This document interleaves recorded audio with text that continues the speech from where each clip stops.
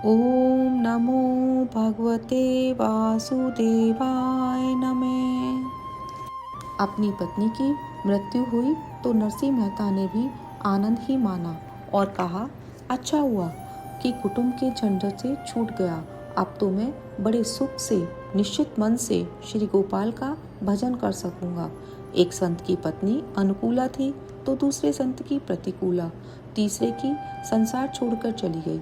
फिर भी ये तीनों महात्मा अपनी अपनी परिस्थितियों से संतुष्ट हैं। सच्चा वैष्णव वह है जो कि किसी भी परिस्थिति में परमात्मा की कृपा का अनुभव करता है और मन को शांत और संतुष्ट रखता है। मन को शांत रखना भी बड़ा पुण्य है। माता और पिता को अपने पुत्र के लिए बहुत चिंता रहती है, परंतु पुत्रतृष्णा के साथ साथ अनेक वासनाएं भी आती हैं। पुत्रतृष्णा के पीछे वैतृष्णा और वैतृष्णा के पीछे लोकतृष्णा जागती है। आत्मदेव ने उस महात्मा से कहा कि मुझे पुत्र दो, क्योंकि पुत्र ही पिता को सद्गति देता है। ये महात्मा आत्मदेव को समझाते हैं कि श्रुति भगवती एक स्थान पर कहती हैं कि पुत्र से मुक्ति नहीं मिलती। वंश के रक्षण के लिए सत्कर्म करो। यदि पुत्र ही सद्गति दे सकता हो तो संसार में प्राय सभी के पुत्र होते हैं, अतः उन सभी को सद्गति मिलनी चाहिए। पिता को ऐसी आशा कभी नहीं रखनी चाहिए कि मेरा पुत्र श्राद्ध करेगा तो मेरी सद्गति हो जाएगी।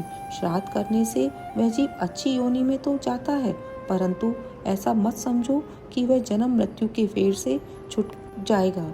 श्राद्ध और पिंडदान मुक्ति नहीं दिला सकते। श्राद्ध कर्म धर्म है। श्राद्ध करने से नरक से तो छुटकारा मिलता है, परंतु केवल श्राद्ध से मुक्ति नहीं मिलती।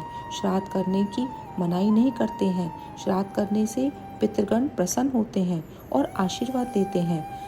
पिंडदान का सही अर्थ कोई समझता नहीं है। इस शरीर को पिंड कहते हैं। इसे परमात्मा को अर्पण करना ही पिंडदान है। यही निश्चित करना है कि मुझे अपना जीवन ईश्वर को अर्पण करना है और इसी प्रकार जीवन जो ईश्वर को अर्पण करे उसी का जीवन सार्थक है और उसी का पिंडदान सच्चा है। अन्यथा यदि केवल आटे के पिंड दान से मुक्ति मिल जाती तो ऋषि मुनि ध्यान योग तप आदि साधनों का निर्देश करते ही क्यों। जीवन मृत्यु के त्रास से छूटता है केवल सत्कर्म। वह सत्कर्म ही अपना ही किया हुआ, स्वयं ही अपनी आत्मा का उद्धार करना।